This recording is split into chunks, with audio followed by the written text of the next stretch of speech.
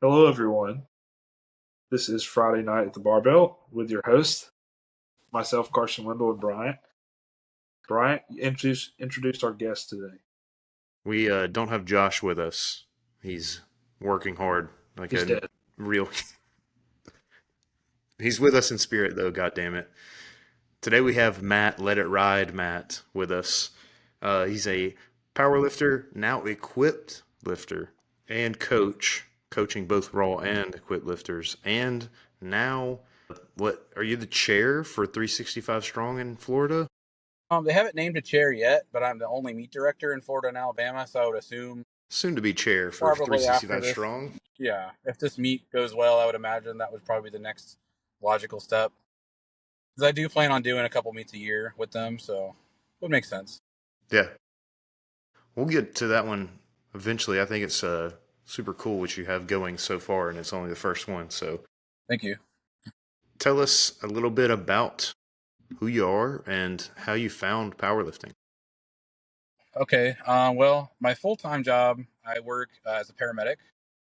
I've been in EMS since 2008, and I've been a medic since 2011, so that's really my full-time job. I work that, 2-3 days a week, long 24-hour shifts. And I got into powerlifting kind of accidentally. Like I got like on a weight loss journey and I lost a bunch of weight doing like circuit training. This is back before CrossFit was popular. But doing like played a lot of Show full your court age. basketball. Yeah. Full court basketball, and I did some cycling, some triathlon training, and then got into some circuit training, and I lost like 140 pounds. I cut from like 330 to like 181. So over a couple years, naturally, which was rough, but it was cool. And then I started like more strength training. I ran some like 5x5 stuff back in like 2009, and came across powerlifting like on accident, like on YouTube, like Pete Rubish deadlifting in his basement. I was like, this is hype. What is this? Like, I like this. This like 17-year-old kid's deadlifting 700 pounds. This is cool. Then I got into like the animal cage stuff that was coming out on YouTube around 2009, 2010. So I kind of just started like powerlifting on my own at a Riviera Fitness in Crestview, and doing 5-3-1, 5x5, keep repeating that program over and over again for several years. Then I've kind of like got into powerlifting, got out of it several times over the last decade, especially early on. Like I would do it for a couple years, some sort of setback would happen, or career growth would happen in my field, and I'd kind of like put it on the back burner for a year or so, get back into it. So I didn't compete for a long time. I didn't compete till like 2018 or 2019 because I always had that stupid mindset of, oh, I'm not strong enough. I'm watching this guy, I'm watching Jordan Wong on YouTube squatting 780 pounds at 198. Like, why should I even show up to a meet? So I had that mindset for a really, really long time, and kind of kept waxing and waning back and forth in powerlifting. And then finally I was like, fuck it, I'm going to go ahead and sign up for a meet and do one. So I did like an unsanctioned meet, gained a lot of weight back, some intentional, some unintentional from still eating like a powerlifter, but not powerlifting training anymore. So my weight fluctuated a lot back and forth during that time. And I think my first total was like 1297 at like 308, man. Like it was not great. Respectable. Not great at all. And then since 2018, I've been consistent back with powerlifting. It's always been consistent since then. So I haven't really taken any breaks other than minor injuries, but I'm a huge advocate of like training through injuries now and not just sitting around for a month until your glute feels better. I literally will be back in the gym within 2 days, activating it, desensitizing it so I can train still. Like that's part of what brought me into the equip lifting, because I know you guys are going to want to get into that too, is using like briefs as a training tool to work through injuries was a big thing for me. So It's interesting to see because I think sometimes people relate the equipment with pretty big injuries, which is not super uncommon in yeah, itself, but I think it is kind of a misnomer. Like people don't know that the gear actually helps train Oh, through the yeah. injury because I mean, less of the impact is on your body. It's, because you do it all the time, but it's a lot of control and technique that's involved to use the equipment to your advantage. Oh, So yeah. sometimes some people might look at like a Scott Mendelson pec injury from back in the day and be like, God damn, that's from wearing the gear. Yeah. A lot of the That's, injuries actually happen in raw lifting. oh, yeah. And a lot of that's just under recovery and Yeah, that too. also heavy anabolic steroid use. If you gain too much muscle mass too quickly and too much strength too quickly and your tendons haven't caught up with that, that's why you see so many more drastic injuries in untested powerlifting versus a tested world. So a lot of that can be contributed to other factors. One of the biggest reasons I got into the single ply side, I have not dabbled in multiply or unlimited. I don't know if I ever will. I really like, like when I got into powerlifting, like single ply was still the most popular style of lifting. Like raw was just coming around. So I remember like watching Blaine Sumner squat like 1,080 at IPF Worlds when really only people only watched single ply equipped IPF Worlds back then. And then Raw started gaining traction in like 2010, 2011. And then, it is what it is today. It's the only thing that people signify with powerlifting now. But, back then that was powerlifting. Single ply lifting was like 99% of powerlifting for like 35 years. So I've always had like an attraction towards it. But, there's a money investment you have to make into it. There's a learning the skill investment you have to make into it. So I was never fully ready to make that commitment. It wasn't super popular. There wasn't a lot of people around here doing it. But then I had a lot of injuries in raw powerlifting. I had tore my adductors in 2020, both sides at the same time. That took me 6 months of rehab and to even get back to squatting and deadlifting again. Like it was horrible. Like I had to do stiff legged deadlifts for months and months and months before I could actually load into my adductors at all. Couldn't really squat. Came back doing tempo squats like at, the empty bar basically for months. And just multiple injuries. I've torn my glutes. I've torn my pecs like 6 times. Like, a lot of that can be contributed to just under recovery from the shift work I do. And then kind of some overtraining too, like too much intensity in 1 week, or like the sessions too close together. And a lot of that has to do with my schedule sometimes, where I have to compress sessions where maybe 3 days in a row was not a good choice, but I had to do it that week to get through my training week. So obviously, it's been a huge learning curve for me to not do that now. And that's something I pass on to my clients. Is I actually train a lot of firefighters, paramedics, staff workers that work 12, 16-hour shifts. So I'm a huge advocate of if we have to push the next session into the next week, let's do it. Say you only got 3 sessions in this week, you had a poor recovery and you barely slept at work on your 24. Dude, go home and take a nap, see how you feel, and we don't have to train today. You know what I mean? That's something I've had to get through to Roger sometimes. Well, he'll be up all night at the fire department and he'll go to the gym and have a bad session. I'm like, well, how many hours did you sleep? He's like, oh, 2.5. And I'm like, well, go home and take a nap for 2 hours and then reevaluate how you feel and go train if you feel good. I actually had to do that this morning. I got off one of the worst 24-hour shifts I've worked in years, came home and slept for 2 hours and went to the gym and deadlifted and had a decent session. It wasn't like the best session, but I got the work done. So, but yeah, so I kind of like dipped my toes into the equipment side as a rehab tool because I had retorn my adductors again at IPL Worlds 2022 on my right side. I was there for that. You were there for that? I was spotting you. Oh, were you really? Go back and watch the video. Yeah. Oh, I'll have to go back and watch that. That's how I Yeah. met Tom too, Van Boven, Yep. who Tom, actually coached me for a little bit. Jeff Ray was behind you, and I was on one of the sides. I'm sure. Yeah, and I think I think Demarius Slocum was there too for a little bit. Maybe he was for he deadlift, but he he competed in that meet. I don't know. I don't yeah, I remember think if he he competed the day came out. before because I was in 308s for that meet. So it was me and Sam Guion against each other. He was a Oh, you're good on lifter Sunday. from RVA. But yeah, it was a good meet. I didn't hit like all the numbers I wanted to hit. I tore my adductor on my third attempt. Still got the squat, but I felt it, halfway up. Then I had to go through the whole rehab process. A friend of mine let me borrow a pair of briefs. They were way too big on me, but they allowed me to like squat and pay attention to that area, but also load it a little bit more than I would normally be able to. And that kind of got me thinking about the transition to single ply, back then. So I used it as a rehab tool, got rid of them, then came back to it. Like December of last year. So about 11 months ago is when I started it. I think Carson can somewhat relate. Yeah, I had a pretty bad.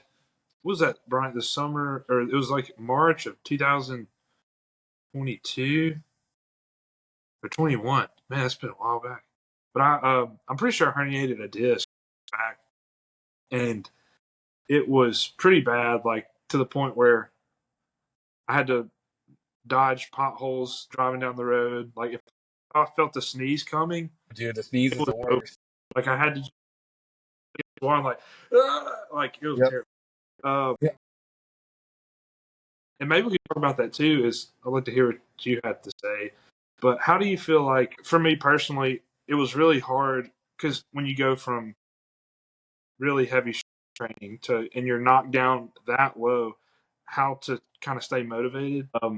And for me, I felt like I really tried to refocus my goals and find other goals in training. But maybe you can talk about that and how, and maybe how the geared lifting. Yeah. So going through those injuries, mentally it's difficult at first because you're frustrated because you made a lot of progress. Like, so in 2020, I had made a whole lot of progress on my squat and honestly, like all three of my lifts at once. I think my total had gone up like 300 pounds within a year and a half or so. So when I tore both my adductors squatting, at first I was like, okay, I know maybe it's just like a strain. Like I'll probably be good in like 4 or 5 days. Well, I came back in the gym. I was kind of self-coaching at the time, which for some people is an issue. For me, it's an issue. I'm kind of a person that I need to have a coach to kind of keep me from going full throttle at times. And I'm totally willing to admit that to people because otherwise I will press the accelerator too often. So some people need that. Some people can't self-regulate that very well. But so I came in like 4 or 5 days later, did my secondary squat day, and then it really felt it pop, felt everything go. So it was definitely a mental and physical battle getting back. But for me, like I'm just too invested in powerlifting. I enjoy it. I enjoy the training side of it. I enjoy overcoming the obstacles and like improving week to week and seeing the healing and physical like processes go, making progress on all those every week. So you just have to like take your eggs from one basket and put them into another, like you said, and focus on getting better at bench press, like doing Larson press, whatever I can do to get better in other areas of training, like focus on my hamstring training a lot more. That's what I did. For those 6 months, I really just worked on everything else, and my bench progress went up pretty drastically, and my posterior chain got pretty strong, as strong as I could without loading into the adductors as much. So just kind of focus on what you can work on and get better at still, while that rehab process continues on the other areas that are injured. But for me, I'm just like, it's almost like you have something to prove to yourself and to other people, but mostly to yourself, that you can come back from that and you can come back stronger. And I think that's a really good thing I've been able to help with my athletes that I coach, is like, I've been through a lot of crap so that you guys don't have to. And if you do go through it, I have a lot of solutions for you. We can refer you out to physical therapists if you need to for our, moderate to severe injuries, but minor strains and things like that we can work through. If we can't work through it, we'll refer you out and get a rehab program going through them. But I think that experience is something you need to have as a coach, to mentally guide your athletes through when they're going through the same things you went through, 3, 4, 5 years ago. So I think that's one thing I see in coaching today, is that there's a lot of 18-year-olds on Instagram with DM for coaching in their bio that have no life experience. I'm not saying that you can't be a good programmer at 18 years old, but being a coach and a programmer are two different things. You need to have some life experience and life stress that you've gone through to be an effective coach to people. And I think that's something I see lacking in the powerlifting community a lot. So I've worked with a young coach before. Joe Maddox was my coach for a year and a half, and he's a young guy out of Australia now. He's 22 years old, but he's brilliant. Autism and steroids, when they mix together, is a deadly combination, and he is a fantastic programmer and a good coach. The only reason I moved away from working with him is because I wanted to get more into the single ply stuff, and he doesn't have experience with that. So I work with Anthony Hobaika now as my coach. I don't know if you guys know him or not, but he's probably one of the most talented powerlifters in the world in the 198, 220 weight class. He's top 10 in raw, wraps, single ply, multiply, and unlimited. So the fact that he can do everything, and he's my age, he's 37, almost 38, like I can relate to him on a recovery level and just life, so his experiences have helped me a lot in this transition to single ply. So, like I said, Theo was a great coach, but he just didn't. His limitations of knowledge, ended when I wanted to do more single ply seriously. So Yeah, makes sense. You needed somebody also that could and he understood relate to that. you better. Him and I still have a good relationship. We still talk all the time, but you know, sometimes as a coach, you need to know your limitations. Like, if somebody comes to me and they're like, "Hey, I want to do multiply powerlifting," I'm gonna be like, "You need to go find somebody else because I've never done it. I want to do unlimited bench." I'm like, never even worn one before. So you need to go find somebody that knows. I could probably program you, but I can't coach you through that process and how long it should take you to get good at using this piece of equipment. I can walk you through how much it sucks to learn single ply on bench because it sucks. Like, I was very frustrated with single ply bench and still am sometimes. Brian, I think you've done some single ply benching, right? I actually have a double ply shirt that I work in. Okay. I've only put on a single ply one time, and it was much worse, A lot much worse than tighter. my double ply. I think it's because it's brand new and it's never been worn before, but Oh yeah, it was that's the rough. most frustrating part is breaking in a shirt, man. Like, just unracking the bar and like trying to get it to touch. It takes weeks sometimes to like Oh break in yeah. a shirt. Hey, give us right now, real quick. Give us a breakdown of equipped lifting. What is it? And because I mean, we've been talking about it, but I don't know if Yeah. a lot of people don't know, like legitimately do not know. And then when you talk about single ply versus unlimited or multi, so So single ply is basically what powerlifting started as for the most part. There was a lot of raw lifting back in the day before single ply started, in the early 70s, but mid 70s, like these companies like Crane started coming out with powerlifting suits or like lifting singlets that were slightly supportive, single ply material. It's usually like a polyester material, but it helps to decrease injuries and helps you lift a slightly more amount of weight. They're very tight fitting, especially single ply, but basically it's one layer. So like think of like a normal powerlifting singlet you think of today.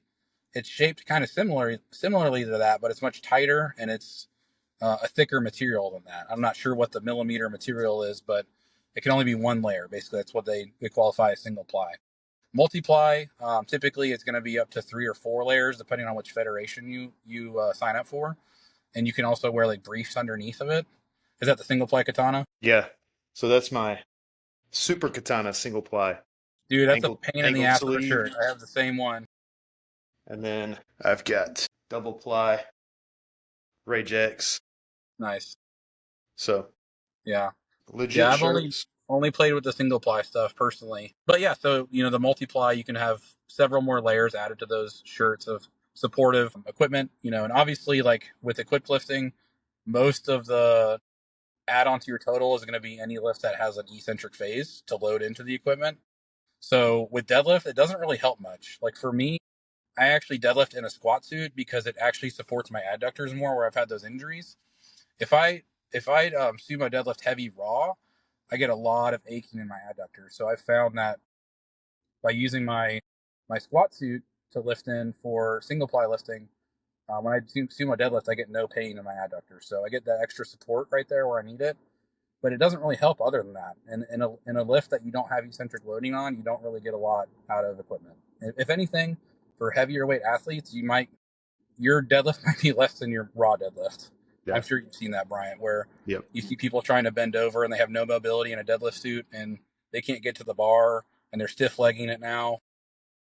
So I think most heavyweight equipped lifters would benefit from actually deadlifting raw, personally, Yeah. from what I've seen.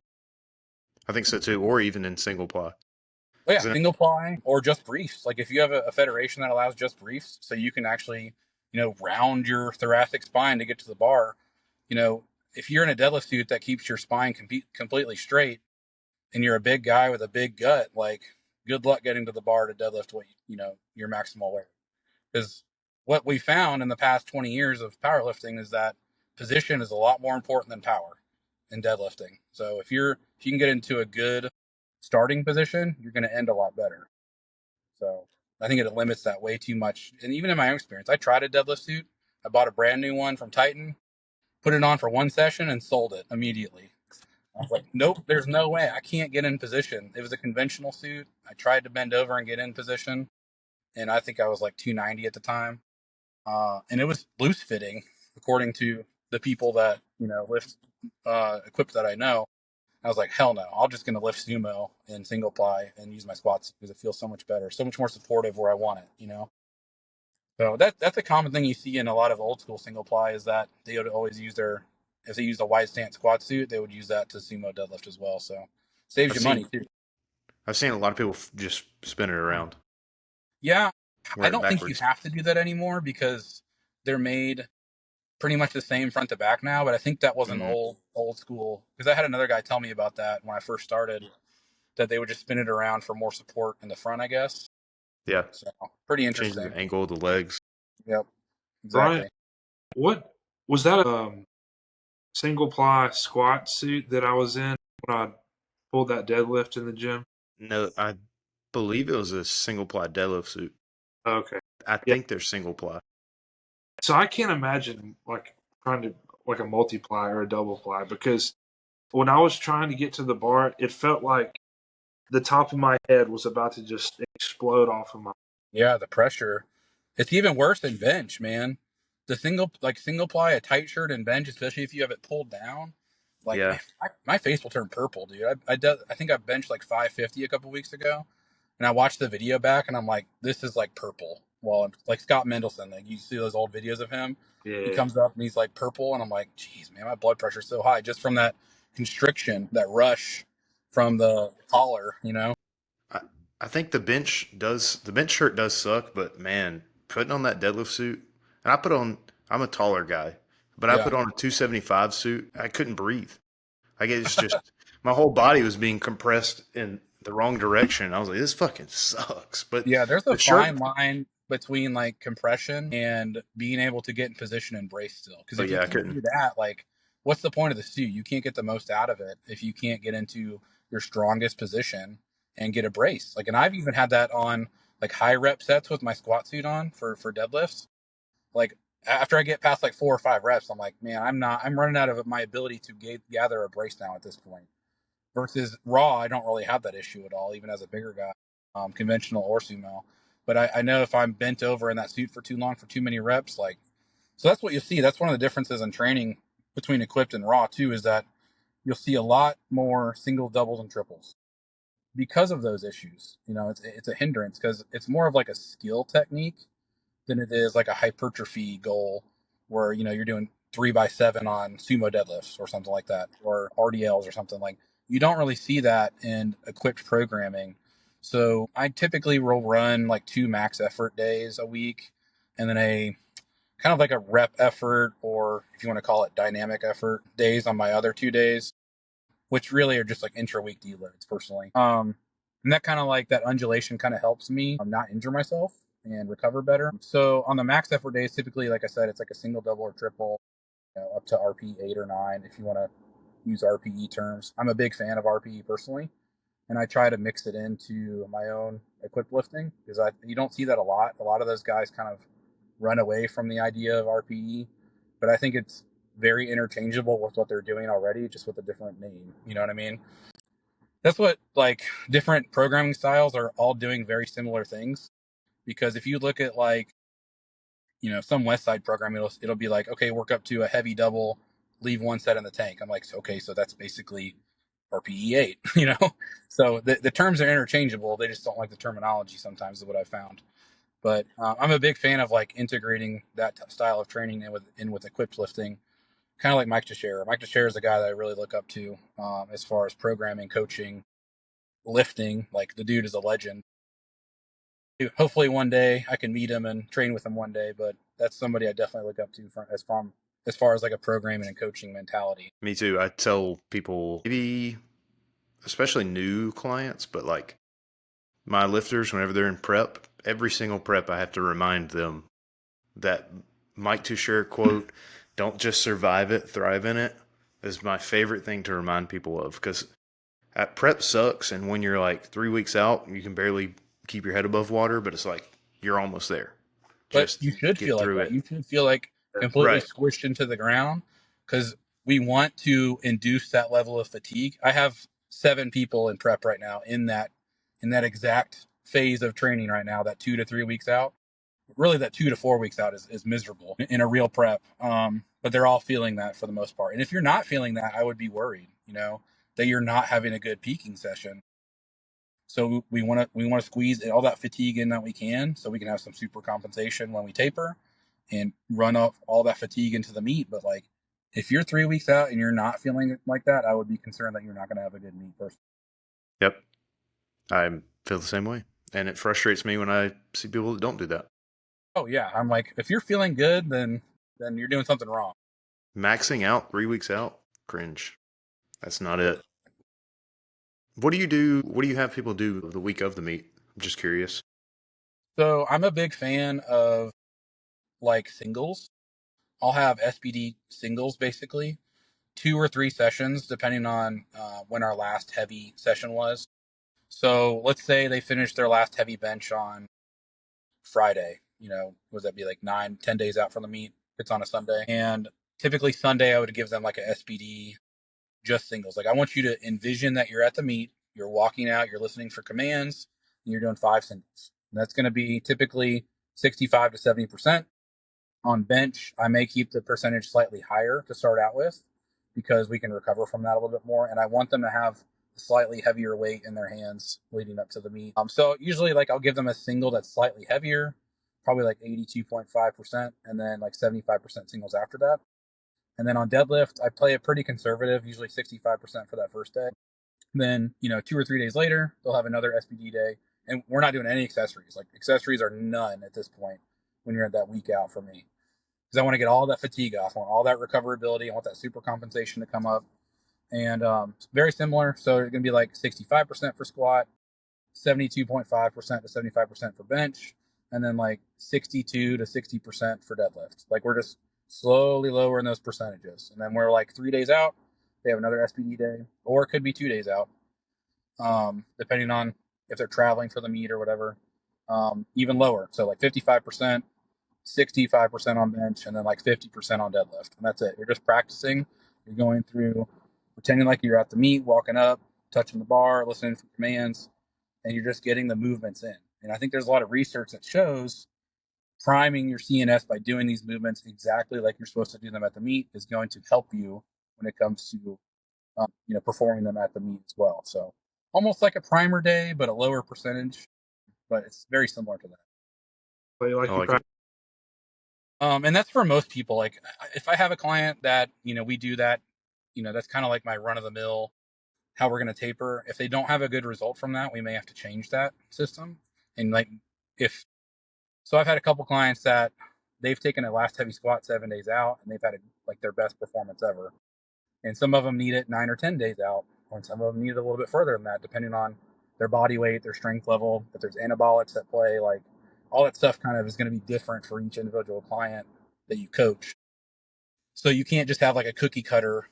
This is okay. You're a 148-pound female who's natural. I'm going to have you take your last heavy deadlift 14 days out. That's probably not the best idea for them. Maybe 7 to 10 days out would be good for them. That's kind of like, if I have a lighter weight female client, my lifts are going to be a little bit closer to the meet, because they're so much better at recovering than males are, especially natural women. So I can keep those last heavy days a little bit closer to meet day, 6 to 10 days, 7 to 10 days, versus someone like Roger, who's, big, strong guy. His last heavy deadlift was, 13 days out. We really wanted his last heavy squat to be like 9 days out, but he had to work a 48-hour shift.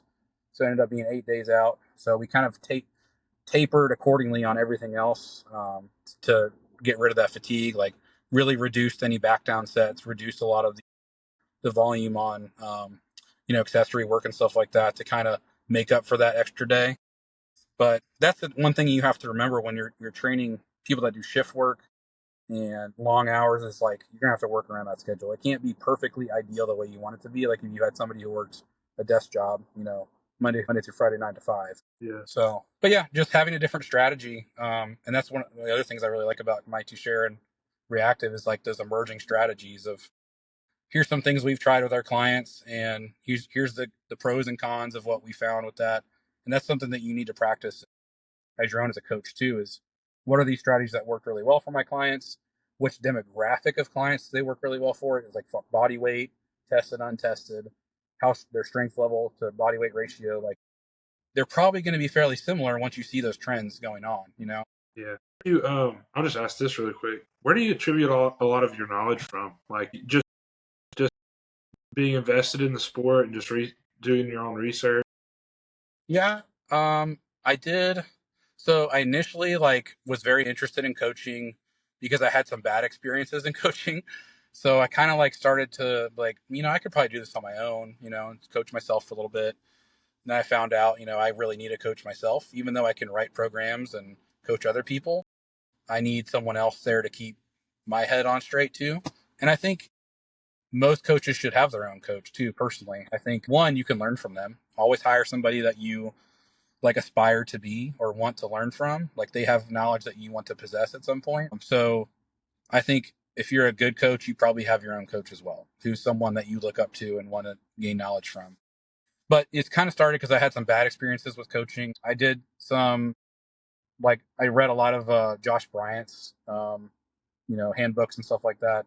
Then I took a Jailhouse. class through Josh Bryant. I did a ISSA powerlifting certification, which it's funny, is like 90% of the information in those books is actually from Josh Bryant. So I didn't know that until after the fact. And I took the test and I was like, oh, this is all Josh Bryant stuff. Accredited to him in his book, like in the forward of the book, apparently.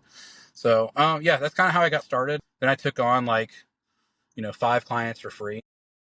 Like I think most people should. And it's funny, I actually think I have most of those clients still. That was over 2.5 years ago. But I think 3 or 4 of those original 5 are still with me now. And I'm big on working with people long term. I don't really want to work with somebody just for a meet prep personally, because how much can I squeeze out of them? Because the off season to me is the off season is where you actually make gains in your strength or your ability to express strengths. So if somebody comes to me and they're like, hey, I have a meet in 10 weeks. And I'm like, okay, well, really all I'm going to squeeze out of you is what you did before you came to me. You know what I mean? I might be able to get 4 weeks of, a strength block out of you and then go into a peaking block for 4 weeks and then taper. But what you did before you came to me is what we're going to express on the platform. And people need to realize that you can't just start taking training seriously when you sign up and hit the PayPal button for a meet and you're 12 weeks out and you're like, okay, it's time to take it seriously now, but everything you did before that is actually what's going to lead to what you show on the platform typically. Yep. But so I kind of got interested in coaching because of that. And I'm a big fan of the reactive training system stuff. Like we said, I do a lot of their online training, listen to a lot of their YouTube videos, seminars.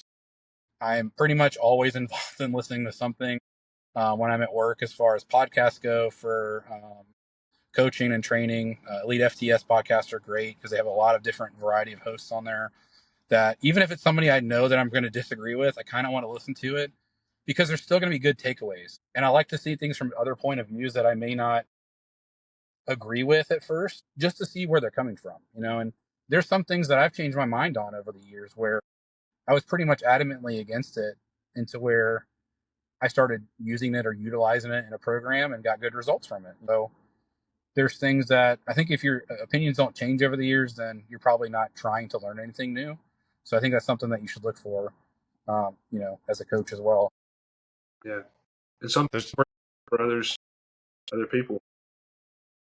There's a lot of ways to grow.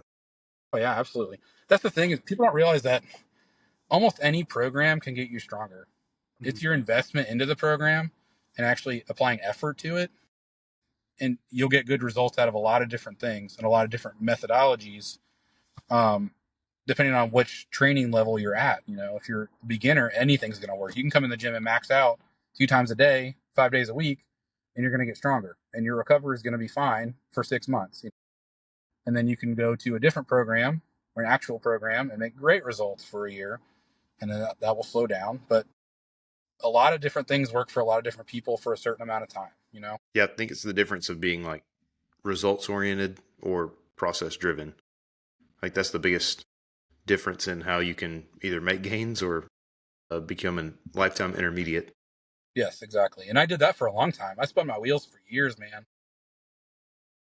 Just I got into those zones where I was just focusing on maxing out for Yeah. months at a time. Then you get injured because your fatigue level is so high. Like not understanding like fatigue mitigation is something that basically just plagues all intermediates for the most part. Or like something gets hard and they miss a lift that they've hit before, so they program hop and start all over again. It's like you could have just actually ran the one that you were on properly, and you probably would have good results. You know. And yeah, you're using a lot of terminology and large words that fit the glasses well.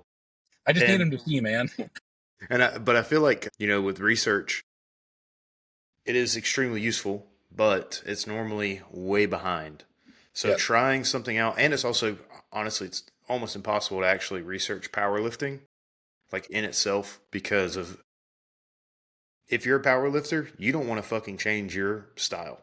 You don't Yeah. want to change if you're going to be doing a meet and we need to try and get data on people that are peaking and how they peak differently, blah, blah, blah. It's so hard to be like, okay, well, this research study might ruin your meet prep. So Yeah. you're just going to have to try it. Right. So it's hard to It get could. data on people. And I actually have used myself as that model sometimes when I was self-coaching. I tried this is like 3 years ago. I tried like a heavy like reverse band peaking strategy, and it failed miserably. Worst meet I've ever had. Like I think I like squatted like 804 in a reverse band like in sleeves. And then I got to my meet and like I struggled hitting depth and feeling secure because I had overloaded for those like 4 weeks leading into prep, and I didn't feel secure in the hole anymore because I was used to how much assistance I had coming out of the hole.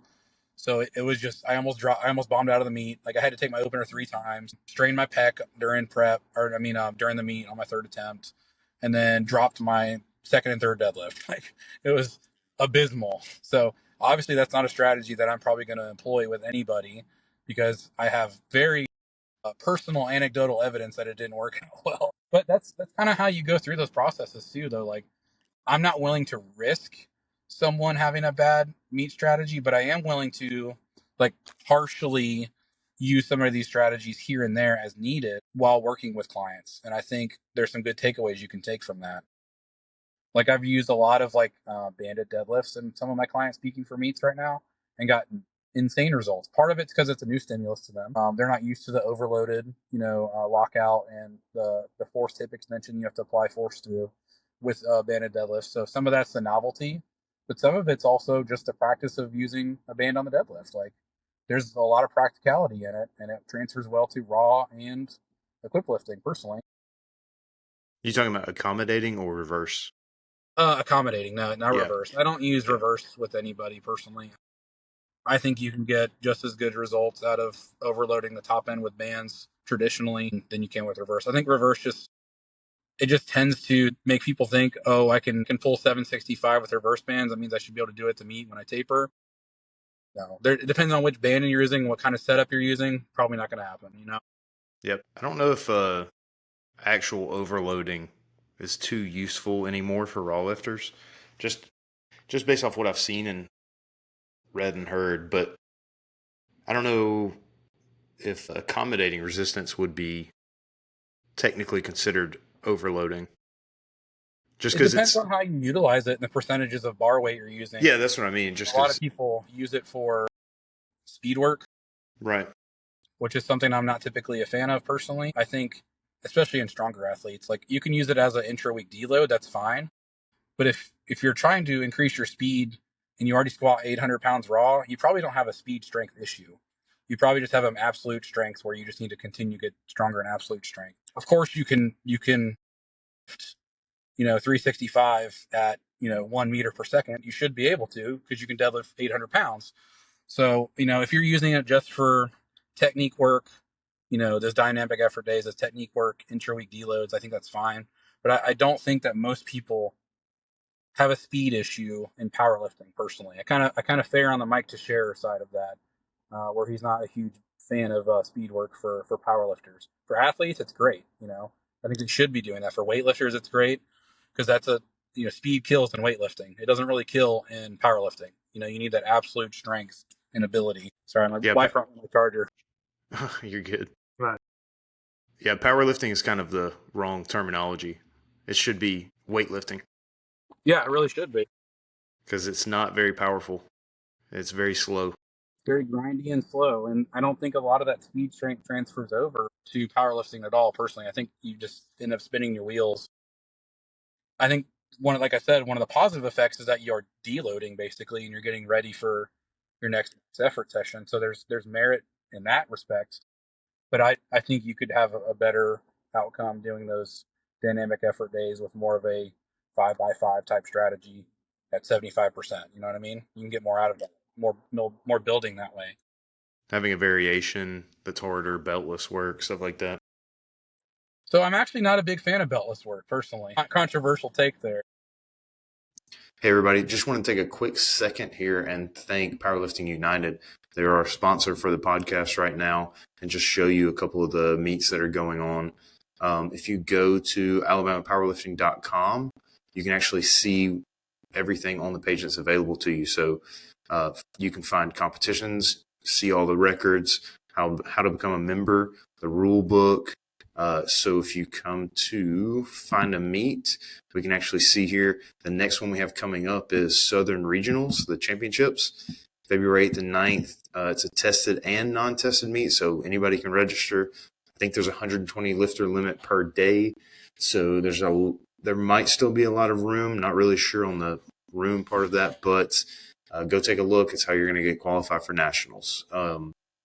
Then you've got the non-tested meet, Journey to the Cursed Lands. That's the Smurf meet, April 12th. It'll be in Birmingham. And then May 10th, drug-tested and non-tested, Battle of the Bay. That's going to be in Mobile, Alabama at Amp Performance. And then the other one's not posted quite yet, but that's the meets we have coming up soon.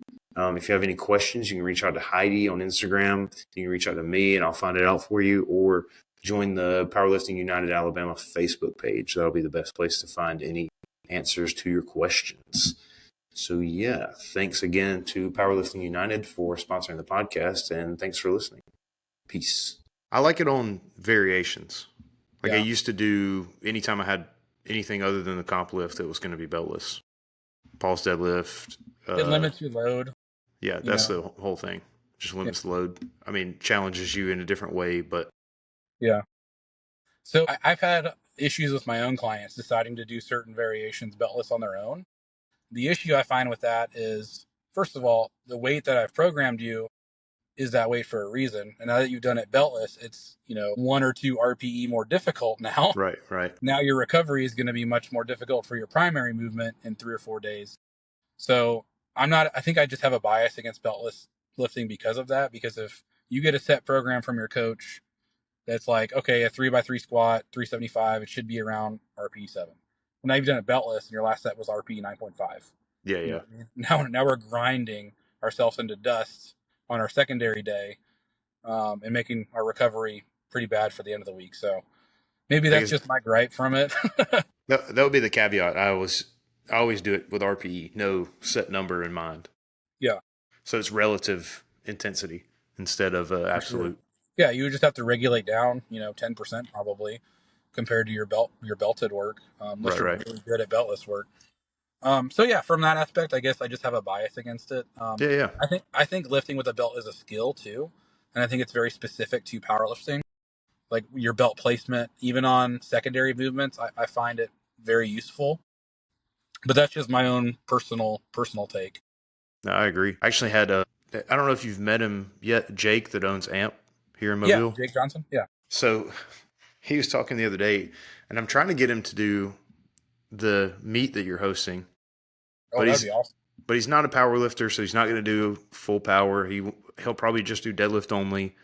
And then I was like, man. He is. He's a freak. No, he's not strong. He's a fucking freak. It's disgusting to watch sometimes. But I told him just to go in and ask you if he can just do guest lifting and do it with straps. Because he's just not going to. I was like, they'll let you do it. Who gives a fuck? And Yeah, if he's you're going gonna to be handling meat, deadlift. I don't really care. And he's going to deadlift in heels. I mean, he does. He pulls in I used squat to do shoes. that. I used to do that before I knew better back in the day, man. I had You don't squat give a shoes. fuck. That's like his.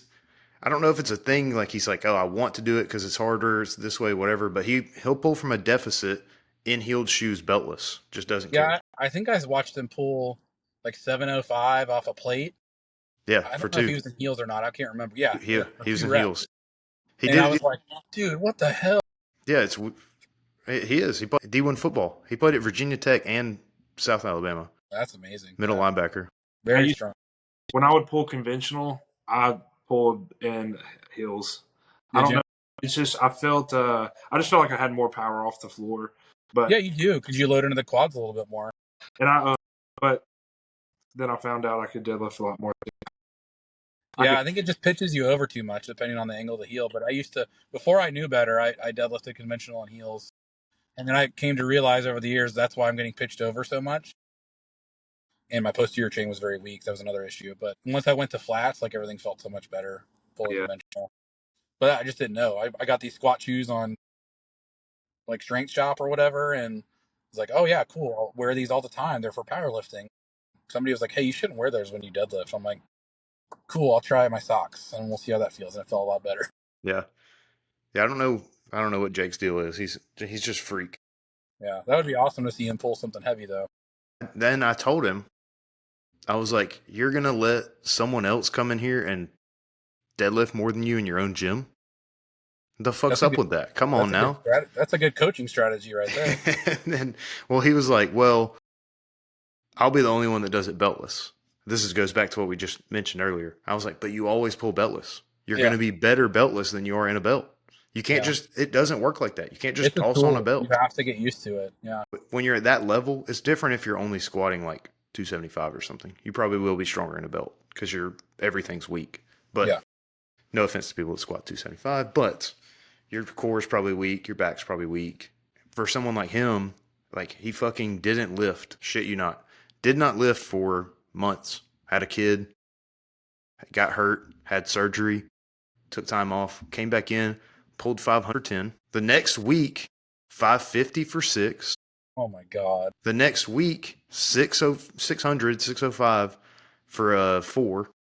And then when I talked to him, he was like, yeah, I'm going 650 for 3 next week. And then that didn't happen. So it did plateau. But I was like, this is week 4 back from lifting. I was like, I fucking hate you. I hate this. Because if I took 3 months off, I would be a fucking shriveled bean. I'd be a stick. If I touched a barbell, it'd probably break me in half. That's just frustrating. That's what I'm trying. I'm working on it. Let him know that he can do it as a guest lifter with straps, and he'll probably be in, to be honest. He might get outpulled still, though. We got some really strong guys that have signed up for this meet, man. Like, I'm very excited. I want a lot more female lifters, though. Like, I have 2 multiply female lifters right now, and then 1 raw full power so far. But I talked to a couple people that are interested in signing up on the female side now. So yeah, I'd I've really been working on that too. Okay, good. Because, we still have cash prize money for them, too. I'd like to get, at least 5, 6 in each division. But the male side is stacked, dude. We got Kyler Kitchens, Dalton Brooks, Cameron Moss. Y'all know Cameron? I don't know Cameron. Holy. Dude, he's got like almost a 2,100 total. He's been lifting since he was like 15. And he's like 20. I think he's 30 now. But he pulls like over 800. So it's going to be a battle for first place, man. We got I think I have 4 or 5 people with over 1950 totals and a couple over 2K so far. So it's going to be a good meet to watch. I saw Dalton was messing around with wraps. Are they all going to be in wraps? So he initially signed up for sleeves, and then I'm a big fan of raw with wraps personally, and I want to see a comeback with it. I know it's kind of gone to the wayside over the years, but yeah, I got rid of the monolifts. That's why I got the monolift was for the wrapped and equipped lifters. Like that was the whole point. So I love the era of powerlifting where raw with wraps was super popular, like 2010 to 2015, man. So the way I set up the prizes was intentional, is to get more people to use wraps. At least try them. You may like it versus using those stupid stiff knee sleeves you got to take off every set. So the prize money for best lifter for male and female, tested and untested, is raw and wraps. And the reason I did that is to incentivize more people using wraps, even if it's for their first time. I just want more people to try something different in powerlifting. Quit getting stuck in like powerlifting is only raw with sleeves, because it's not. You know what I mean? And maybe that'll delve some people into trying wraps, or it'll delve some people into trying single ply. You know, there's a lot more to powerlifting than just what you see on Instagram. Yes. Oh, there And it is. yeah. Yeah, so this is 365 strong, which is newer. I can't remember. So they've been around since 2016, but mostly in the Carolinas. Oh, okay. Bill Clary is the owner of the federation. He was a single ply lifter like in the 70s and 80s. Really cool guy. Really easy to work with. When I told him I wanted to be a meet director and start meets, like he was super helpful. So Nice. he understands like wanting to like you get more equipped lifters signed up and wrapped lifters, like bringing kind of that old school feel back to powerlifting is what bringing everyone under one roof against each other. Yep. I So like that's it. the goal, because local meets around here are great. They're well run, but they don't give rewards for wrapped lifters. It's always only like raw lifters with sleeves. So unless there's like more than 5 lifters in wraps, which there never is, they don't give a best lifter for that. So I just think like incentivizing that more would help more people try those things for the first time, and they may like it. They may like doing wraps. Yep. So you Never know can if get you a don't lot try. more out of your total. What's that? Yeah, so you never know if you don't try. You don't know what you don't know. Yeah, I didn't try wraps until I tried it one time in like 2014. And this guy Paul at my gym, he wrapped so tight my legs turned blue, and I fell forward and, Nice. and had to bomb on the squat. It was like Nice. 455, and I couldn't hit depths, and I fell forward, and I was like, never again. And then I started trying it right before I started trying single ply. So I think I hit like a 722 squat and wraps, and then I started trying the single ply stuff.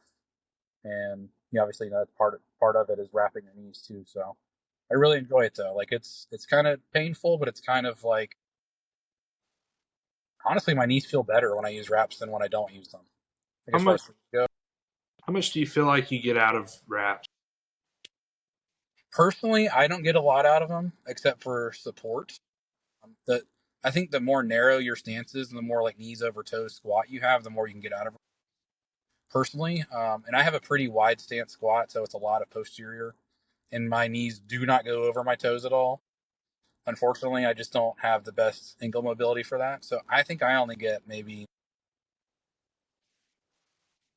7-8% out of wraps, where some people may get 15-20%. Mhm.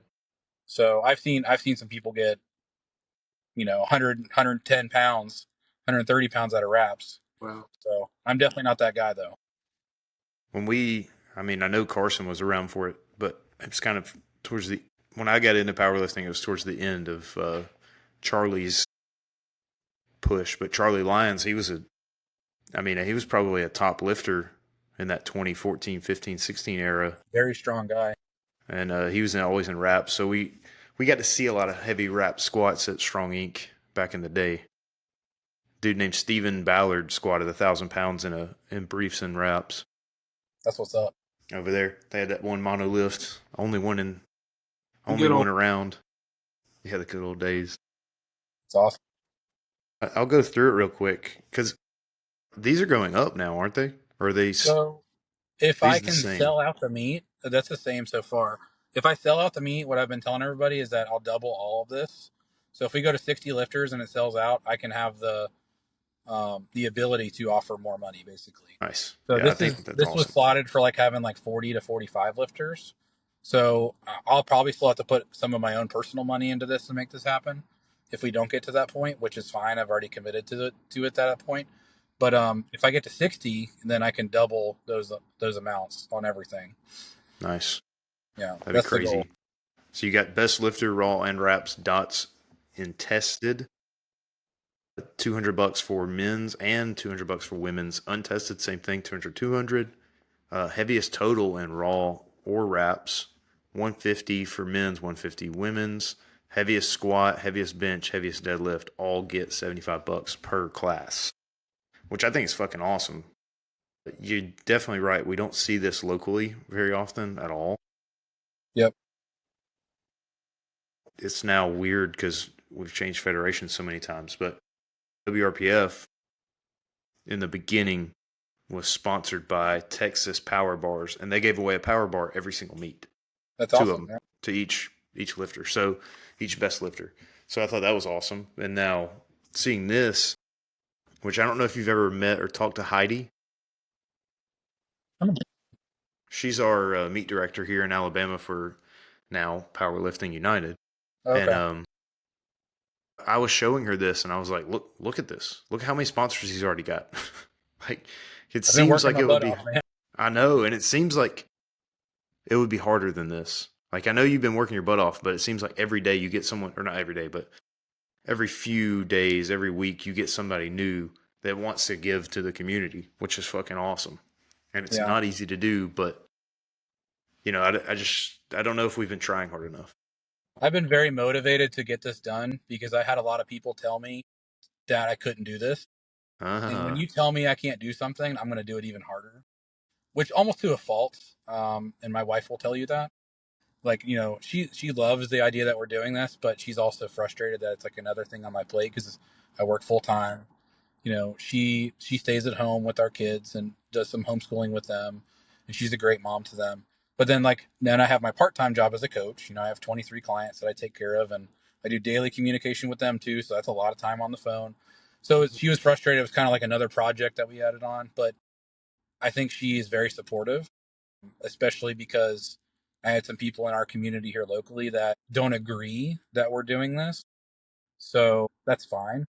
I don't need their approval to do it. I'm going to do it on my own because I want to, because this is how I see powerlifting and this is how I want it to be in our area. And hopefully it'll make those other meets do more things for the lifters. You know what I mean? So I had a client, and there's nothing wrong with the meets that we run here. I've said this time and time again. I'm not trash talking them. Like I told you earlier today, like I'm not big on like causing drama or trash talking people because the meets are well run. They have good equipment.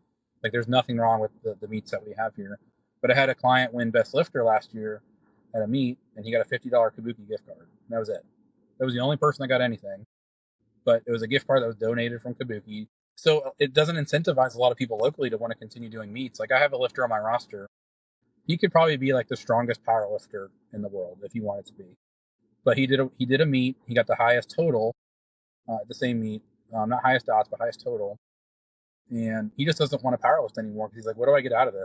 Trained my ass off for 12 weeks. I showed up, I beat everybody, and I walked away with nothing. It was his first meet. He had like a 1940 total his first meet. Dude, he has like Hercules genes. I'm telling you, like the Eddie Hall gene or whatever. He's got it.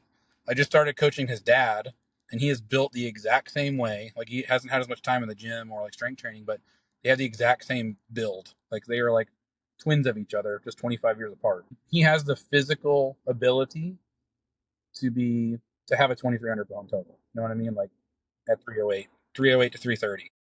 So he just doesn't have the drive because he's like, what is powerlifting going to give me back?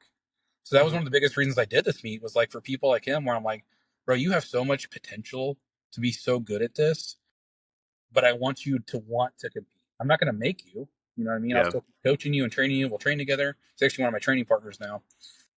But I want you to compete because you want to compete. You know what I mean? So that was one of the biggest reasons I put this meet on was like, I want to get people out there that will get rewarded for their, the work that they put in. So I feel like that could be better in a lot of areas of powerlifting. And that was kind of like my whole thought process into throwing this meet is like, I want to give every cent that this money makes back to the lifters. So I'm making nothing off this meet. And in fact, I'm probably going to pay money out of my own pocket for this meet from, how we're looking right now. I've got 18 people registered right now, but I know Cameron, the guy I was telling you about, his dad, Tim, is a coach, and he coaches a lot of like high school and early college powerlifters. He was a powerlifter back in the 80s and 90s. He's supposed to be signing up like 15 or 16 of his lifters, and I've got like 15 to 20 other people who are said they're going to sign up. So ideally, we get to at least 45 lifters. 60 lifters would be great. Like I said, I can double how much money we're giving out at that point. But I just want this to be successful. I want it to be a good time for everybody. I want it to feel like an old school powerlifting meet, like everybody's there rooting for each other. None of this dramatic bullshit between everybody. Like we're all there for the same reason and want everybody to put on a good show and have a good meet. yep. As long as it doesn't go for 12 hours, I think you'll hit those I hope not, marks. dude. Yeah, I I hope. think you'll hit those marks. Just get the Yeah, logistics correct, because 7 hours is my limit. That shit sucks. I got something else interesting. I was talking to Heidi about it, and for one, I told her it'd be cool if we had a versus meet and do like state to state, but that would be IPL or IPU, Yeah, yeah. like Alabama versus Tennessee, and try and get all the best lifters. But it would have to be the same thing you're doing. You would have to have prizes. And I Yeah. will say, back in the day, even like 2018, USPA was massive. I don't know if they ever gave anything away. I do not remember anything ever being given away to best lifter. Yeah.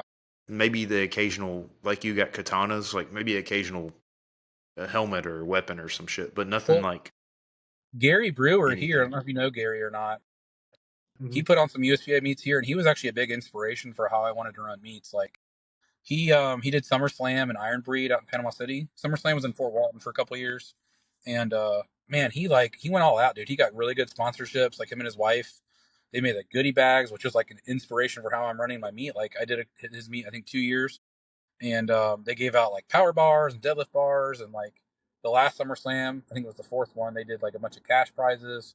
So like that's like it can be done. You know what I Oh mean? yeah, yeah.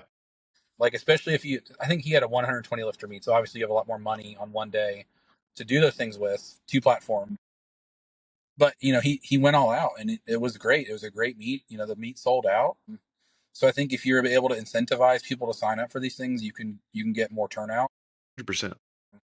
and the people deserve that. Like I think that's a big reason that people stay in powerlifting for 2.5 years and then they leave again. You know what I mean? Like they compete 2 or 3 times. Like that's the average life of a powerlifter, because they realize that, what am I getting out of this? What's my incentive for paying $125 to do a meet and winning and getting almost nothing at some meets, depending on where you go. You know what I mean? Yep. But I also told Heidi we should try and collaborate and make a versus of a different federation. So it'd be 365 strong versus IPU Alabama, right? Yeah, yeah, yeah. Which logistically not easy, but Yeah, doable. it could be done, because you could have, how you could do that is everybody that's competing from 365 strong could pay dues at 365 strong. Everybody that's competing from PLU could pay dues to PLU. You know what I mean? And then have some Yes. sort of mixing of funds at that point, Yeah. whatever's left over from your meet I think cost. you'd still have to have like when I was talking about it with her, you would still have to have like think about it like separate lifting casts. So you'd have the 365 strong and the PLU lifting cast, and then you have another lifting cast that combines it all. So you'd have to input in two different sections to keep track. And I think the combined one would have to be like unsanctioned, just so you can keep Probably, track of it and yeah. put it on the screen, right? Yeah. And You have to then have common rules that you'd have to come up with too. Because I think and there's probably some I slight differences between the two. I think they're probably the same. And PLU also can use a monolift, so it doesn't matter at that point. You can just use a monolift, and Yeah. they're pretty open with equipment too. There's no real restrictions, and then they have no feet down rules on bench, nothing like that. So I think it's pretty similar, if not the same. The only difference I can think of is that 365 doesn't do a start command for bench. So you can immediately start as soon as you unrack, which is new to me. I've That's never, a pretty never, big difference. I didn't know that. yeah. So that's something that you'd probably have like an agreement on. Like today Yeah, we're doing this, you know what I mean? Which I actually like to start command on bench, because then you can just have your elbows unlocked as soon as you unrack, or with them unracked. yeah. That is That's something I've interesting. noticed is a That's old difference. school. Yeah, it's very old school. I That's think the I think it comes. APA shit. Yeah, they're very friendly to the multiply and unlimited people, Yeah, for bench only especially. But the nice thing is they have really good standards for judging. So like the meets I've seen where they've had multiply and unlimited, I think that's a big reason that multiply doesn't get the respect it used to get, is because a lot of the judging has kind of gone to the wayside at some meets that I've seen. Because I like multiply, I like watching it, especially like 90s and early 2000s multiply. yeah. I think it's awesome. That shit was hype, dude. Like you can't tell me you don't get hype watching Chuck Vogelpool hype himself up to go squat. Like that shit is awesome. But then I think the standards of judging have just gone down so much in the past 15, 20 years, to where, everybody goes on Instagram and sees a multiply squat and they're like, what the hell was that? Quarter squat, blah, blah, blah, blah, blah. Like, Yeah, you the know, The rumor I heard about that is that Westside kind of ruined that because they would go to meets with all their people and fucking threaten judges when they gave red lights. So the Yeah, I've standards heard got, that too, especially up in Ohio. yeah. Matt Burgett, you probably don't know him. He's very old school. He 220 guy that benched 804 in a multiply shirt. But Jesus. he's so fucking funny. But he would always talk about, hey, he was such an equipped bro lifter. It was amazing. But he would fucking hate on Westside. It was hilarious. He hated on Jimmy Cobb too. Yeah. He was like, Jimmy fucking ruined the multi equipped bench. Shit Yeah, like the that. unlimited So stuff. funny. I mean, there's a time and place for it. Like, I don't agree with some of the like USPA has now adapted unlimited into the multiply division, which I do not agree with. And I think if you talk Mm-hmm. to any real multiply lifter, they don't agree with that because there's a huge difference in one, even in squat, like the amount of layers you can wear for squat is now unlimited, but it's considered multiply. So Open Powerlifting actually came out and said any USPA meet that's multiply is going to be listed as unlimited because you integrated it into multiply, which you shouldn't have done. So I could not believe that they did that earlier this year because they're two different divisions. Like multiply, you have a certain amount of layers you can do. Unlimited includes like the slingshot with layers, like totally different type of shirt to bench in. You get way more carryover with the unlimited shirt. So it should not be Yeah. even in the same comparison of each other. People don't get it. Yeah, so I think that's something that I think, don't quote me on this, but USPA was hosting an equip meet in South Florida that was supposed to be on November 17th. And it was like a monolith meet. Like they were totally tailored it to multiply, unlimited, single ply. And I think they had to cancel it because nobody signed up for it. Like it was only for equipped lifting. But I think a lot of people are very upset with how they handled that. At least from what people I've talked to that do like multiply and single, and the community about them taking unlimited into multiply. And I think most people who do multiply would not agree with that because that's someone else's record. Someone benched 804 at 220 in multiply, which is crazy. But somebody in a band shirt can come do that, tomorrow. Like 10 people could do that tomorrow, Yeah. but it'll be listed as multiply, which I don't agree with. I don't know if I've seen any USPA meets in a long time. There's a lot in Florida. There's a big USPA scene in like we have basically only USPA meets here in Crestview. Like John Micah, he's a meet director, been doing it a long time out of Mississippi. Very nice guy. Like I said, I'm not like a guy that talks trash about stuff like that. I just want to see things like a little bit differently at our level. He did puts on great meets, like I said, and He good does. equipment and everything like that. Yeah, I know John. I know Charlie used to be with USPA as well because he did Worlds with Gary that one year that we did it. That was the last one. Yep. IPL Worlds. That was a long meet. It was a very long meet, and the turnout on Sunday was not great for spectators. No, well, yeah, I was and like, wow, I've been to a I mean, local meet that has more people than this. yeah, we didn't. There wasn't that many lifters either, though. I don't remember. I know it was like 120 was the cap, but for those weight classes, you're gonna have a hard time. 275, 308, and super heavy is gonna be. There's way less of them. Yeah, for just Sunday, we nixed it to one platform. Oh, was it? Yeah, that's I how couldn't remember. few people signed up. Yeah, I was there spotting and loading every day. It was a good time. Yeah. Actually, I think that was like 2 or 3 weeks out from my meet. I went spot and loaded for like 4 days straight. Bro, so in March, this is a bad idea, and I don't advise anybody do this. So we had a meet here in March. It was Bending the Bar, and it was my first single ply meet. So it was a 3-day meet. We had, I think it was tested and untested, and then men's and women's. So the day one, I coached a few athletes, was there all day on my feet. Then day two, I spotted and loaded. Then day three, I competed and coached 4 people in my own flight. 104-degree fever on Saturday, taking Tylenol. So I had no expectations for this meet. Like I walked in, I was like, I'm just gonna hit what I can hit. Like I've already signed up, I've committed to it. It's my first single ply meet. Like it's gonna go and take it easy. And I literally downed like half a bottle of like Tylenol PM after that spotting and loading. And I slept for like 14 hours and woke up and did the meet. Nice. Oh, it was a disaster, man. Like it was a very like our Sunday only had like 25 lifters, so it was a very fast meet, Mm-hmm. which I actually don't dislike, to be honest with you, because the more I sit down in between sessions, the more inflammation I get, and that soreness comes in, especially like bicep tendons and stuff like that. So I actually kind of like the fast meet personally, where I can just sit down for like 10 minutes, then go warm up for bench, sit down for 10 minutes, and go warm up for deadlift, and we're out of there in 4.5 hours. Like, I kind of like that, to be honest with you. Who doesn't like But like, fast meat? yeah. So the warm up room was real fast though, so I didn't even get to take like my last warm up. I didn't even wrap for my last warm up. I like squatted Nice. 606, and they're like, "Hey, you're up in like 6 minutes." So I had to go, and I had never walked out more than like 700 pounds because I'd been using a mono, and I was like, it'll be their meet day. So my first attempt was 727. So I went from 606 to 727 in like 6 minutes. Had to wrap for the first attempt, and like I was like, we'll see how it goes, like, and it flew. Then took like 760 something after that. Walked it out. The walkout sucks, obviously, and then squatted 800 after that. I was just happy that happened given the circumstances. And then bench was whatever. I kind of like cramped on my first attempt, took a low second and third, and then pulled I think 694 or something like that. But I mean, given the circumstances, I could not even be mad about it. Yeah. That's what you mentioned, Demarius earlier at Worlds. He came in Yeah, second overall at that Worlds competition. He yeah, helped us. He helped us unload.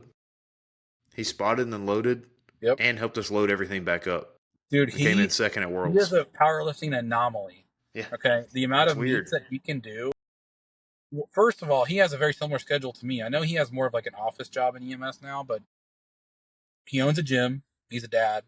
He powerlifts like at 12 meets a year. I don't know. He does heavy singles year round. I don't understand He coaches a the genetic shitload of people makeup. too. Yeah, and He coaches a lot of people. He's very successful. He's a good coach.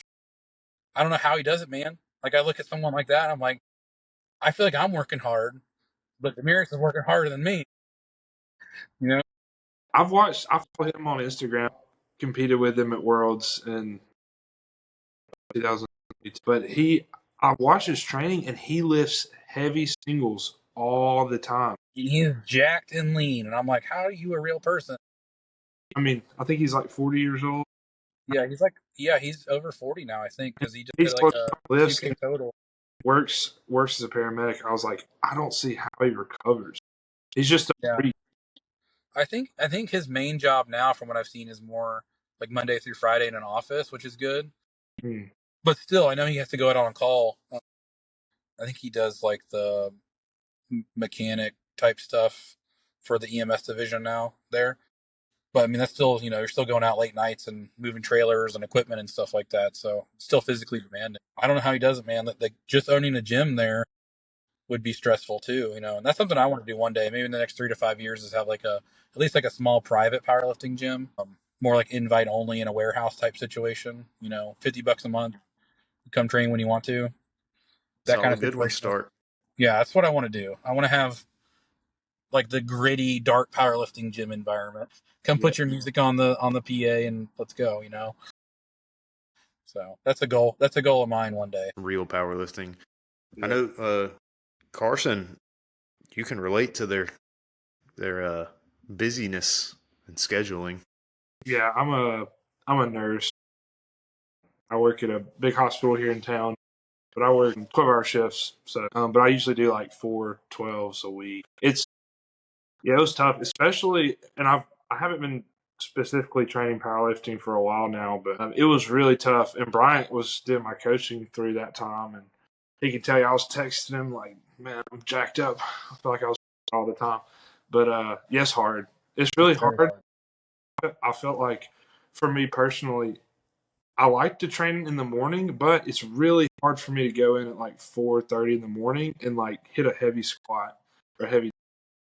I would have to train at night, and then it ended up, after I get off at 7:30, train for 2 hours, and then get home. The kids are already asleep. Like I was kind of missing out. Yeah, it's a give and take, man. It's a give and take in that situation where you have to prioritize your time with your kids and your family and your sleep because you're getting the sleep deprivation. You're like, you're in a sleep deficit basically if you do that. And also your strength is decreased a lot in the morning when you first wake up. So if you have to go to a heavy squat single at 9 at 4:30 in the morning, one, you don't have any spotters. So that kind of sucks mentally. And two, your strength is definitely decreased. Don't like have meals. 7-10%. Yeah. Yeah. So there's definitely some issues there. So I do most of my training on my days off because I Mm, typically work 2 or 3 24 hours shifts a week. So those days off, or 4 days off I have a week, typically are going to be my training days. yeah. And then when I'm working, I just sleep as much as I can and recover as much as I can, basically, when able to. But that's where the auto regulation and RPE really needs to come into play. I think it's even more important with shift work because you're going to see those fluctuations in strength even more so because of the sleep or lack of, and your recovery deficit is going to be much higher. So that's what I was telling Roger the other day. Like, he wanted to take 705 as his last heavy squat. That's kind of like the number we came up with. But he had a rough shift. He's peak fatigue because he's a big, strong guy, and he's a week and a half out from a meet, so he feels like shit. And worked a 24-hour shift, didn't get good sleep. So like I could tell when he took 584 warming up that 705 wasn't there today. So we did 661, didn't move like shit. He lost a lot of position. So I told him, I was like, you can take 683. That's the max amount you're allowed to take. But you can't walk it out. You need to use the mono because you're using a mono at the American Pro. So you might as well use the tools that you're given. And he took 683 and it was a grinder. And I was like, this is, we have to adjust our numbers sometimes to just chase the stimulus and not the weight on the bar. Like, you're going to squat more than this at the meet, but you have peak fatigue, poor recovery, poor sleep. We're pushing fatigue on you on purpose at this point right now. So you're going to feel like shit. But just because you squatted a less number than you wanted to as your last heavy in prep doesn't mean you're not going to squat more than that at the meet. You know what I mean? You should squat more than that. You squatted 705 at your last meet, just got called on depths, Mm. That's something you need to have a good conversation with your clients, is like, when they get in their head about that, being dead set on a number, is like, you're chasing the stimulus. I just need you chasing the stimulus, because no matter where you come in percentage wise, from if you're 100% recovered and you feel great, you hit your target weight at your target RPE, awesome. If you come in at 85%, then you may have to take 5% loading off the bar and hit that same RPE stimulus at a lower weight, but it's still the same stimulus because you're under recovered or under prepared. So that's something I've had to really nail into my, honestly, everybody that I coach, but more so the people that work shift work or fire or EMS, like any sort of shift work like that, where you can't rely on your sleep to recover. It's even more so important in those circumstances. Yeah, I've never seen anyone do well when they number chase. No, It you're always just going to put crash and yourself on the burns. ground. Yeah. Like I said, I could tell that just wasn't there that day, just based on knowing what he lifts and watching the videos and lifting with him. You watch that long enough, you can tell what kind of day it's going to be early on. Do you get to lift with a lot of your clients? I do. So we usually plan every 2 or 3 months, especially because some of them are peaking for meets around then. We lift all together. So I send out an invite like, hey, we're going to be lifting at the bar, which is the gym I go here to here in Milton, and you guys are invited. Come lift with us. And it's like a crew. Like, we'll literally all lift together. Everybody spots and loads and adjusts the mono, and like there'll be like 12 to 15 of us all lifting together, hyping each other up, and it's awesome. Like, it's a great environment. I looked through your Instagram. I saw something in like May, and it was like you're talking about is a bunch of your people lifting, and it was like 8 people squat yard. I was like, that's fucking awesome. No, it's great. We just did one last Friday because I have like 7 people prepping for Lord of the Platform here in a few weeks. And then Roger's doing both meets, actually. He's doing American Pro and Lord of the Platform a week later. So we have a whole strategy for that. So basically, it was Roger's last heavy squat day, so we all came together. A lot of people hit PRs. Like one of my clients, Chad, hit a PR double at 600 for 2. A bunch of other people hit, PR singles, and it's a good environment to lift in. You got a lot of support, you got reliable spotters, you got people cheering you on. So I think that goes a long ways in those kind of days where you are deep in prep, you're hitting heavy singles, you want that extra confidence, you want people there supporting you, and it's a really good environment. So that's something I try to do every couple months. That's a lot And of that's not something like we charge for. We just do it together. You know what I mean? Like, Yeah. we do it as a crew and everybody supports each other. That's something I try to do with my clients too, is like get everybody to know each other, and they communicate on their own. Like, they support each other without me even knowing about it. Like, they're friends now. Like, they live 2 hours away from each other, but they'll go hang out and lift together at different gyms and support each other. These are people that were strangers before, but now, like, because I want to foster that type of relationship with everybody, that, they all look out for each other and support each other and push each other in a not a West Side way where we're pushing each other to the brink of murder on some people, but like in a supportive way. But also, I have a couple lifters that are in the same weight class that they're friends, but they're also like competing against each other soon. So they'll like, post something kind of snarky towards each other on Instagram. Hey, I hit this today. What are you going to hit next week? But they're friends. It's like a friendly environment. So that's kind of something I try to foster with my lifters is like, you're part of this group and we all work together and you have support, not just from me, but also from the other lifters in this group too. What do you know? Another powerlifting story involving a community. Yeah. Single person we've had on has mentioned community in powerlifting. So, Dude, that's funny. it's make or break, man. Like, Yeah. when you have a bad culture and bad community in powerlifting, it really can really frustrate you to no end to not want to be involved in it. Like I said earlier, that's kind of why I wanted to go do that meet in Gulf Shores. I wanted to like meet people that were super excited about powerlifting and like new to it, or like the random dude who came out of Mississippi in total 2K. I'm like, how cool is that? Like, that's like Brad Crawford shit. Y'all remember him? Brad Crawford? He came out of nowhere and just like total 2,300 for a couple meets and went back to his garage and does jujitsu now. It's like Yeah. farmer boy, Literally But like, lifting in a old power rack in his garage. yeah, he still does. He's like Tom Yep. Haviland, basically, that kind of person. Just shows up and beats everybody for a couple of years. Dennis So that's like, it's Cornelius. cool to, yeah, exactly. Oh my God, that's one of my favorite lifters ever. He's coming back, man. He's doing a meet coming up this year. He's going to do early really next well year. too. Dude, yeah, his strength is there, especially for a natty like 275 guy. Like, he's nuts. Just training in his garage gym and there's like shitty equipment. Like, Well, he's just getting it done, man. he'll be better now because they have 275. Yeah, Because it used to be 264. 264 and up. Yeah, yeah. He was amazing, dude. I miss that era of powerlifting a lot. But it's cool to see people like that come back too, though. Like, Yes, it watching is. like Zahir come back is Yeah, crazy. that was Like, wild. I hope he comes back and does a full power meet because I want to see what he can put up, in a full power meet now, not just squat only. That was insane. That was something I never expected to see. For one, him coming back, and two, squatting 1,000. And honestly, during his training, before he was going to do that squat only exhibition thing, I don't know, it wasn't really powerlifting. I mean, he was like 1,006, 1,000 in training, which is fucking Oh weird. yeah, yeah. He could hit the all-time world record total right now on a power bar. Like, if he wanted to do it, it's his for the taking. I think there's something where he can't leave Russia right now or something, but because people keep inviting him into meets and stuff like that, and he keeps having to decline. But I don't know. I would love to see him and like the Lily Bridges against each other again. Yeah. The Dan Greens, like that era of powerlifting was, maybe it's because it was like magical to me, learning about it and watching Nostalgic. it. Yeah, and maybe it's nostalgic, Yeah. but it was just different back then, dude. It was It was different. different.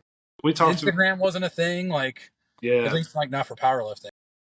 When I was about, we talked about it. We've talked about it before, but like me personally, I remember watching YouTube videos of Pete Rebish pulling in his garage, Dan Green, the Lily Bridge brothers. But those meets back then, it was like people just love powerlifting. Yeah. Weights. There's a lot now, there's a lot of internet influence.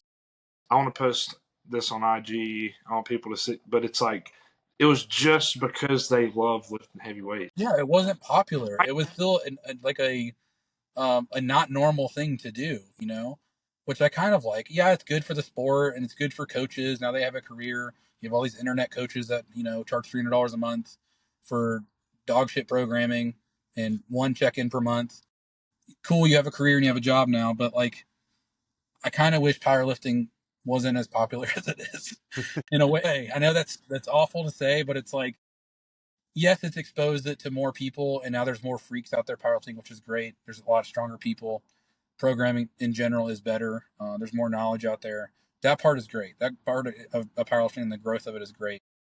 But there's too many people that go buy a belt and knee sleeves from Dick's Sporting Goods and call themselves a powerlifter on Instagram the next day, and they just want to emulate the people they see that are popular on Instagram. And I get it. It's a whole personality thing. It's not my thing, but it's hard to watch sometimes. I don't follow a lot of people on Instagram because of that, Yeah. I think it's just that It's just people not my can make. flavor. Well, I think it's just that people can make money as an influencer now. So like Yeah. every person that is a powerlifter is also an influencer. Yeah. And I don't like that. That's what makes it worse. I don't think you can be. No, I'm not saying everybody's like that. If you're a highly gifted coach, a highly gifted powerlifter and athlete that comes naturally to you, and you're very good at it, there's very few people who are also good coaches that are at that level, because you have to be a very selfish person. Not all the time, but 9 times out of 10, your personality traits don't transfer over to being a very good coach, as far as being involved with your athletes and being supportive of them and checking in with them and communicating with them. Some of that's probably because they're very popular and they're very famous. They get a lot of Instagram traffic, but some of it's also the personality traits. Like if something came easy to somebody, like, oh, just deadlift 904, bro. Like it's not hard. Just do it. Just follow this. Buy my program. Here's the link down here. Buy my program, and you'll do it too. Yeah. But they don't have to overcome a lot of adversity to get there. What kind of advice are they going to offer you when you have injuries or setbacks or life happens? Like we were talking about earlier, like people with coaches with no life experience, how much are they really going to offer you besides a 3x3 at RPE 7? You know what I mean? Like it's just a program. You're not a coach, you're a programmer. There's a big difference. You need to distinguish between those two things. And I think everybody just wants to be a coach now. It's kind of bizarre to me. There's a timing thing to it too, but there's a reason you don't see like fucking all-star NFL, NBA players also coaching. They're not good at it. That's the same thing in powerlifting, like what we were talking about earlier. It's the personality. The mindset is different. I am not a great powerlifter. I'm a good powerlifter, and that's probably all I'll ever be, and that's fine. I love it. I love training. I love getting stronger and challenging myself. But I was a good baseball player, but I am a good powerlifter, and that's it. That's okay. But because I've had to struggle a lot, it helps me transfer that information and knowledge to my clients and make them better and deal with, when they go through hard stuff or injuries, like, hey man, I've been there before. Like, hey, we had this conversation. You shouldn't have done this, Yep. or to prevent them from getting into those situations is a big thing too. But I think that's like where actual coaching comes into play. Like I had to change up programs 3 times this week for people that were peaking right now because of their life schedules and their work schedules, and change numbers on what we were going to hit, because things happen. But like if you have a coach you only communicate with like once a week or every 2 weeks, like you're not going to get that. Like what do you do? And I think that's one of the coaching models I really don't like, is like you'll see, oh, I charge $300 a month and we check in every Sunday, or I charge $250 if you don't want to do any check-ins. It's like what are we paying for? Like there's a different pricing model for like not having to talk to your clients, I guess. I don't know. Yeah. You're sending a program every month. Yeah. The coaching comes in the details in between. You know what I mean? Mm-hmm. And not just the hey, Sunday, how you doing? Where's my money at? Okay, you're good. Here's your program. So sorry, I went on a tangent there for a minute. It's all good. That's something that frustrates me to no end. I don't even charge a Yeah. lot of money a month. I only charge $125 a month, but it's fully inclusive. Like I've got probably 10 clients to answer back as soon as I get off this podcast with you guys. And my wife hates it, but like I want to be a good coach. I want to be there for them. I want to be supportive. I want to give them feedback. I want to let them know I've read their messages and take into what they set into account, making programming decisions, because I think that's important. And if you've worked with a coach that doesn't do that, you know the difference. It's a relationship. It's not coaching. It's not being an athlete. It's like an actual relationship. Yeah, I agree. It should be more than what it is for some people. Now, obviously, you want it to be a professional relationship still, but like, Yeah. yeah, yeah. That's a whole nother issue I don't even want to talk about, because Different side of the spectrum. I've seen some things that should not go on. It's a big thing in bodybuilding. Dude, it is in powerlifting too. I have a client right now who came from a coach who did some things that should not have happened with them, and it's like, if you're paying somebody in that environment, like you don't have a professional relationship with them anymore. Right. Like when things go sour, like what are you going to do? Like, now that they just don't send you your program, like, or maybe they sabotage you on purpose. Like it happens in powerlifting a lot more than you think, but you definitely in bodybuilding for sure. Mm-hmm. Yeah. All those guys are creepy as fuck. No offense, Carson. there are a lot of weird, and in the coaching thing is like insane. Like I know people that charge $500 a month, and I mean, well, I won't say a whole lot of it, but I know people that charge like literally $500 a month for a weekly weekly check-ins. Yeah. I could not imagine charging that much money to somebody to That's only also the talk to them bodybuilding once. side. But Everything's so still, expensive. I mean, powerlifting coaching is cheap in comparison to bodybuilding. And I think, for me, I don't want to have more than 25 clients. Like 25 clients is stretching it for me as far as being able to offer the services I want to offer to them. Like if I have more than that, there's no way I could communicate with them that much on a daily basis. And I don't want more than that. So as soon as I hit 25, I don't even consider taking anyone else on. Unless someone like leaves or they quit powerlifting or they move away, like, and I have a slot open up, then I'll entertain having someone else come on. But like that's my limit. And even then Yeah, that's a stretch sometimes. I've said that for a while. I don't know how people out there deal with 60, 70, 80 clients. And even if it's your full time job, I just don't see how I No, could. there's no way you can be effective to all of them. That's what I'm saying. I don't see how I could give person one and person 80 the same treatment. It's Yeah, just not you can't. possible. I It's can't not spread possible. myself that thin. Way too thin. And yeah, and like 25 is my limit for that reason because I don't want to not offer the same thing to one person that I offer to another. So that's as far as I'll ever go probably. But for me, I want to work with people long term. Like I said, I think pretty much everybody I have now, I have a couple new people that have started with me in the past 3 months, but everyone else before that has been a year, 2, 3 years. That's what I want because that's where you're going to develop long-term progress, Mm-hmm. and you get to know how do they peak, what kind of like things we need to do in the off season for them to have a good in season. Like you learn those processes from working with somebody for a long time, and then you know when to introduce new stimulus as well instead of just throwing everything at the wall and seeing what sticks. So yeah. I think that's more than everything. Sorry, man. I can talk about this stuff all night, dude. Like No, I like, powerlifting, yeah, program, it's and good. coaching. Like I come from like an education background in EMS too, so I was a field training officer who taught like new employees, like taught classes, in-house orientation, in the field orientation. So like teaching has always kind of like been in my blood anyway. So like Yeah. just and you can utilize a lot of those styles of leadership and communication with your clients as well, and it goes really far because not everybody absorbs information the same way. Some people are very hands-on. Some people are tactile learners. So that's something that people can do as coaches too, is learn how to adapt to who you're speaking to, how they absorb knowledge, how they like to be spoken to is another thing, especially meet day stuff. Like some people like to be bullied into deadlifting with straps at the end of the meet, and some people want to be babied. You know what I mean? So you kind of have to have an adaptive personality and leadership quality that can speak to a lot of different types of clients too. Yeah. I think I want to hit you with one last one. Okay. Or Carson, do you want to do it? Okay. So it'll be interesting to hear what your thoughts are on this. Hearing is now we know what you really like.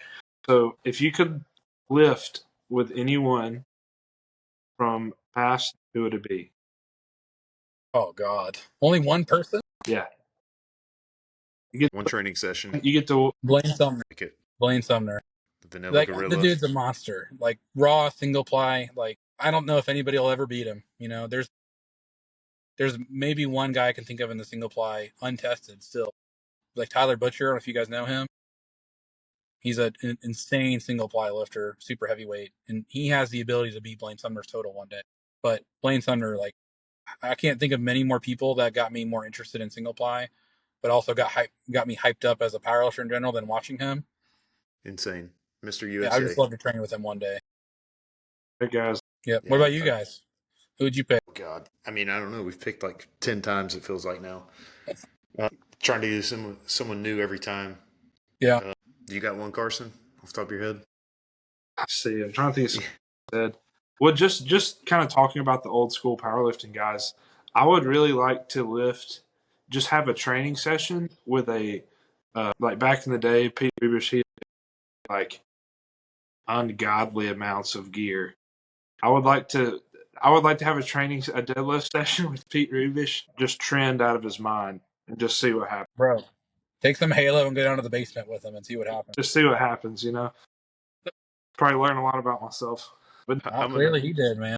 as far as not as far as there are other people if I want knowledge based, but for that it would just be fun. It would just be a good. Oh, it'd be awesome. Be a good. Yeah, man. Those videos got me into powerlifting. I was like, Yeah. this is the shit. Like, I don't know what this guy's doing, but I like it. Yeah. I'm gonna go do this. Yeah, I used to love going to Strong Ink and pulling up his basement videos, putting them on my laptop and playing it over the loudspeakers for people that have never seen it before. Yeah. Incredible. And he's still like, he's done so much in the past couple of years, man. He came off everything cold turkey. Yeah. And he's cut a bunch of weight, did like the long distance running, but now he's getting back into powerlifting again. He's still going to deadlift 700 pounds at like Yeah, I think so. 200 pounds natty. He's an amazing athlete, dude. Overall athlete now. After I hit my goals, I'll probably be doing the same thing because I'm 37, almost 38 now. So my goal is to hit. I really want like a 2204 total in Singleply. Hopefully that'll be like my last goal for now. And it may change after that, because at first it was like, oh, I want 2K, and then it's, oh, I want 2100, and I want 2204. But like my goal is to like, I want to squat 1003 before I'm 40 in Singleply. So that's the goal right now, is 1003 squat and then 2204 total. And then I'll probably cut down to like 255 and just be a healthy guy, Yeah. strong but healthy. Yeah. Because it gets harder to maintain 290 pounds at 37 years old. It's probably not the best idea in the world, even though I only take TRT and don't take anything else other than that. I've experimented in the past and I will not do that again. Yeah. Had some bad outcomes from taking things that I should not have taken, which is another thing I can pass on to my clients. I don't coach anybody who takes trend. That is a hard no for me, and they know that. If they only coach a couple people who take anabolics, most of my roster is tested. But the people I know that take things, I've told them time and time again, like, I will not coach you. So I'm not going to let you ruin your life for powerlifting. Funny. I mean, I took it and it almost ruined my life, so I will never do that again, and I don't think anybody should. So that's what happens to most people. Yeah, I mean, even in bodybuilding, I think, 99% of bodybuilders do not need it, That's just my personal take. Unless you're stepping on stage with C-Bum, then maybe you need it to beat him. Definitely overkill everywhere and all the time. Dude, it was insane. Like, yeah, I felt like a brick shit house, but like, at what cost? I wasn't sleeping. My recovery was dog shit. I was getting injured all the time.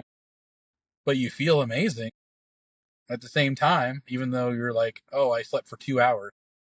And I stayed up staring at the ceiling, like I couldn't stop sweating for 6 hours, Yeah. So that's a hard no for me, as far as, it's just not worth it. The give and take from it is not worth it for powerlifting. You don't need it. Anti-trend, you heard it here first. I'm sorry, man. It's just stupid. It's so dumb. I feel like trend's falling off. It's not as big as it used to be. Yeah, there's more of a joke. push. There's a big push in the world. Yeah. A lot of people there's a lot safer things, a lot.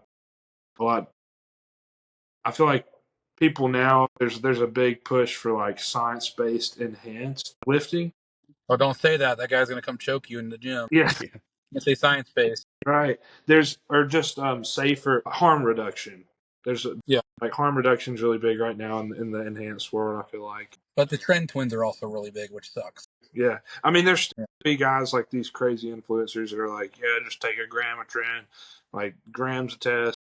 But it goes both ways. But yeah, I definitely fare on the side of the science-based community in powerlifting personally. Yeah. I think there's a time and place for like the old school brute strength tech, mindset at times, but I like that in a group setting when you're training together, that's fine. But from like a programming and coaching standpoint, I'm definitely more on the research, science-based strategies, like we talked about, reactive-based systems, that kind of stuff, merging strategies. That's kind of where my mindset falls to from that. I think it's good to have a mixture of the two.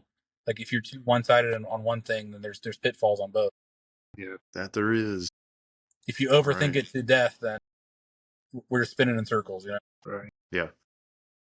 That's it. Just with anything. Matt, I'm fucking starving. Yeah, man. Thank you guys for having me. I appreciate it. taking time to get in your car and talk to us. That's awesome. Oh, yeah. I totally get Yeah. Otherwise, you would have heard screaming children for 2 I hours. promise you I understand. But we really appreciate you coming on, man. And thanks a lot. Thank you. Thank you guys for having me. Appreciate it. Absolutely. Talk to you later. All right, man. Your Friday night at the barbell. We'll see you next time. Peace. See ya.